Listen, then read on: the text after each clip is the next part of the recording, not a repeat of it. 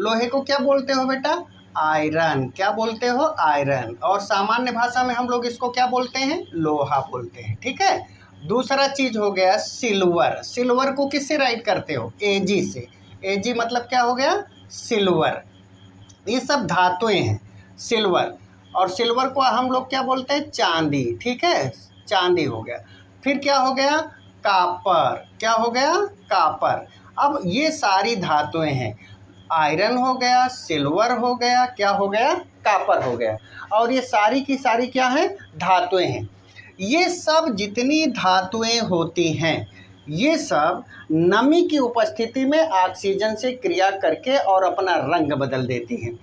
तो जितनी भी धातुएं होती हैं बेटा, ये धातुएं जो होती हैं ये नमी की उपस्थिति में, किसकी उपस्थिति में? नमी की उपस्थिति में क्रिया किससे करती हैं?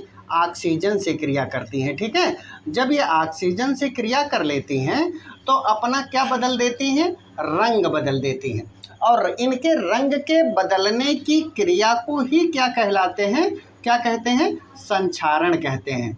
अब संक्षारण के कारण जो धातुएं होती हैं, ये धातुएं जो होती हैं ये नष्ट होती हैं। क्या होती हैं? नष्ट होती हैं। संक्षारण एक तरीके का धातुओं के अंदर दोष माना जाता है।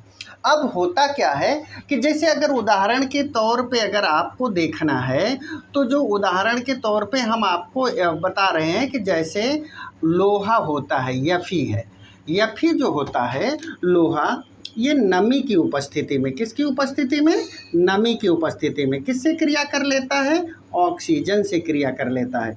और जब लोहा नमी की उपस्थिति में ऑक्सीजन से क्रिया कर लेता है तो ये क्या बनाता है? Fe2O या Fe2O3 और डॉट H2O बना देता है। यानी किसका निर्माण करता है? जंग का निर्माण करता है। जंग को अंग्रेजी में क्या बोलते हैं? रस्ट बोलते हैं। तो इस तरीके से आप अगर इस तरीके से ना लिखना चाहो तो ऐसा लिख दो, लोहा किससे क्रिया करता है? ऑक्सीजन से क्रिया करता है। ऑक्सीजन से क्रिया करके किसकी उपस्थिति में? नमी की उपस्थिति में। तो जब नमी की उपस्थिति होती है तो नमी की उपस्थिति में किसका निर्माण कर देता है? जंग का निर्माण कर देता है। तो इस तरीके से जंग का रंग कैसा होता है? भूरा होता है। और जंग लगने के कारण लोहा क्या हो जाता है? नष्ट हो जाता है। और इसके अंदर विकृत गंधिता के इसके अंदर संक्षारण हो जाता है। और संक्षारण के कारण लोहे की आयु दिन प्रतिदिन क्या हो जाती है? घट जाती है। तो इस तरीके से लोहे संक्षारण हो जाता है। अब बेटा देखो, परीक्षा में सबसे इम्पोर्टेंट आयरन जो होता है, जब इसके अंदर संक्षारण की क्रिया होती है तो इसका रंग कैसा हो जाता है? भूरा हो जाता है। सिल्वर है, सिल्वर यानी चांदी है, चांदी का रंग कैसा हो जाता है? काला हो जाता है। और जो कापर होता है इसका रंग कैसा हो जाता है? हरा हो जाता है। तो हरा रंग, काला रंग, भूरा रंग, ऐसा परीक्षा में आपको पूछा जाता है। एग्जाम में आपसे पूछा जाएगा कि संक्षारण के कारण आयरन का रंग कैसे हो जाता है, जिंक का और कापर का रंग कैसा हो जाता है, सिल्वर का रंग कैसा हो जाता है। तो ये रंग आपको प्रॉपर वे में खूब सुंदर ढंग से याद करना है कि आयरन का रंग भूरा होता है, सिल्वर का रंग काला होता है, कापर का रंग कैसा हो जाता है? हरा हो जाता है। तो ये अपना रंग बदलने की क्रिया ही क्या कहलाती है? संक्षारण। और ये हमेशा नमी की उपस्थिति में होता है और ऑक्सीजन से क्रिया करने के कारण होता है। और ऑक्सीजन से क्रिया करने के कारण ही संक्षारण की क्रिया होती है। फिर बेटा क्या होता है कि जब संक्षारण हो जाता है तो संक्षारण को रोकने का उपाय होता है। तो संक्षारण को जो रोकने का उपाय होता है, तो रोकने का जो उपाय होता है, अभी नोट्स में आपको नहीं राइट करा रहा हूँ, अभी आपको समझा रहा हूँ, इसलिए अच्छे से आपको इस बात को समझ लेना है। तो रोकने के क्या होता है? उपाय। तो रोकने का जो इसका उपाय होता है, तो संक्षारण को हम किस तरीके से रोकते हैं? संक्षारण को रोकने के उपाय, संक्षारण रोकने के उपाय। तो संक्षारण रोकने के जो उपाय होते हैं, पहला उपाय होता है कि हम कलर कर देते हैं, बराबर धातु के ऊपर क्या कर देते हैं? कलर कर देते हैं। दूसरा, एक धातु की कलई दूसरे धातु के ऊपर कर देते हैं, कलई कर देते हैं। एक धातु का दूसरे धातु पे कलई कर दिया जाता है। तीसरा कारण इसका जो होता है कि अगर हम मान लो कलई करेंगे, ग्रीसिंग कर देंगे, ग्रीस लगा देंगे, तीसरा कारण होता है ऑयलिंग कर देंगे, यानी तेल लगा देते हैं उसके ऊपर। तो ये सारी तरीके से कलर करना, कलई करना, ग्रीस लगाना, तेल लगाना, ये सारी प्रक्रियाएं जो होती हैं, तो इन समस्त प्रक्रियाओं के द्वारा हम संक्षारण को क्या कर देते हैं, रोक देते हैं। तो इस तरीके से आपने पूरा कंप्लीटली इस तरीके से आपने देखा कि संक्षारण धातुओं के अंदर किस तरीके से होता है। सीधी सी बात है कि कोई भी धातु ऑक्सीजन से क्रिया करेगी, नमी की उपस्थिति में संक्षारण होगा, उसका रंग उसका क्या बदल जाएगा, रंग बदल जाएगा। और इस संक्षारण को दूसरे शब्द में क्षरण भी बोलते हैं। क्षरण होना यानी कि उसका क्या होना, नष्ट होना। और धातुओं के अंदर संक्षारण की क्रिया होने पर उनकी आयु धीरे धीरे क्या हो जाती है, कम हो जाती है। और इस तरीके से अब संक्षारण के बारे में अगर आपको नोट्स बनाना है बेटा, तो मैंने आपको ऐसे तो बता दिया है, नोट्स आप खुद बना सकते हो, लेकिन संक्षारण के बारे में अगर आपको नोट्स बनाना है तो मैं आपको बनवा देता हूं और stepwise line to line आप राइट कर लो।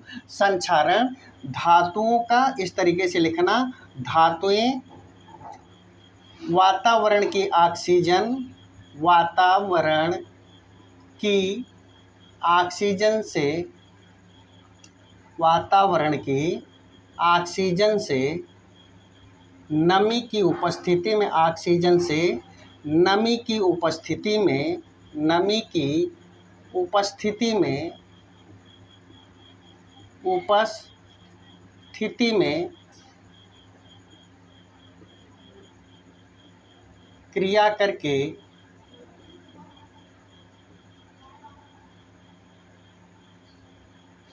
वातावरण की ऑक्सीजन से नमी की उपस्थिति में क्रिया करके अपना रंग बदल देती है, अपना रंग बदल देती है। धातुओं का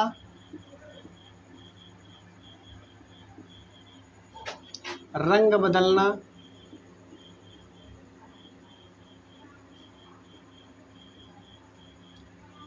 संक्षारण कहलाता है। क्या कहलाता है, संक्षारण या क्षरण कहते हैं, संक्षारण या क्षरण कहते हैं। और तरीके से आप इसको जितना बड़ा करना चाहो, जितना छोटा करना चाहो, उस तरीके से आप इसको राइट कर सकते हो, ठीक है। और बड़ा करके लिखना, इस तरीके से लिख लेना, धातु इस तरीके से आप लिख के दिखा देना, धातु प्लस किससे क्रिया कर रही है, ऑक्सीजन से क्रिया कर रही है, ठीक है। जब ये ऑक्सीजन से क्रिया करेगी तो ऑक्सीजन से क्रिया करेगी तो इसका क्या हो जाएगा, यहाँ पर धातु ऑक्सीजन से किसकी उपस्थिति में क्रिया करेगी, नमी की उपस्थिति में, किसकी उपस्थिति में, नमी की उपस्थिति में क्रिया करेगी, ठीक है। नमी की उपस्थिति में जब इसकी क्रिया होगी तो धातु का रंग क्या हो जाएगा, बदल जाएगा। क्या हो जाएगा, धातु का रंग बदल जाएगा, और जिसको हम क्या कहते हैं, संक्षारण कहते हैं। क्या कहते हैं, संक्षारण कहते हैं। उदाहरण के लिए आपको इस तरीके से लिख लेना है कि लोहा जब किससे क्रिया करता है, ऑक्सीजन से, किसकी उपस्थिति में क्रिया करता है, नमी की उपस्थिति में, तो किसका निर्माण करता है, जंग यानी रस्ट का निर्माण करता है। किसका निर्माण करता है, रस्ट का निर्माण करता है। तो इस तरीके से जंग लगने की क्रिया क्या कहलाती है, संक्षारण। अब इसके पहले मैंने आपको बताया, यहाँ पर आपको लिख करके इस तरीके से दिखा देना है कि चांदी का रंग जो है संक्षारण के कारण कैसा हो जाता है। चांदी का रंग संक्षारण के कारण, किसके कारण, संक्षारण के कारण काला हो जाता है, काला हो जाता है। कापर का रंग हरा हो जाता है, कापर का रंग हरा हो जाता है। और लोहे का रंग भूरा हो जाता है, लोहे का रंग भूरा हो जाता है, भूरा हो जाता है। इस तरीके से 2-3 धातुओं के नाम के द्वारा आपको दिखा देना है और यहाँ पर लाइन को इंडिकेट कर देना है इस तरीके से। इसका रंग भूरा, इसका रंग काला, इसका रंग हरा हो जाता है और ये समस्त प्रक्रिया जो होती है संक्षारण के कारण होती है।